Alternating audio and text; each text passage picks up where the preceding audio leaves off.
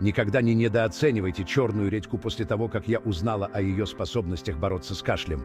Давайте разберемся. Черная редька, особенно популярная в народной медицине, известна своими потрясающими полезными свойствами. Она полна витаминов, минералов и эфирных масел, которые помогают облегчить кашель и улучшить общее состояние здоровья.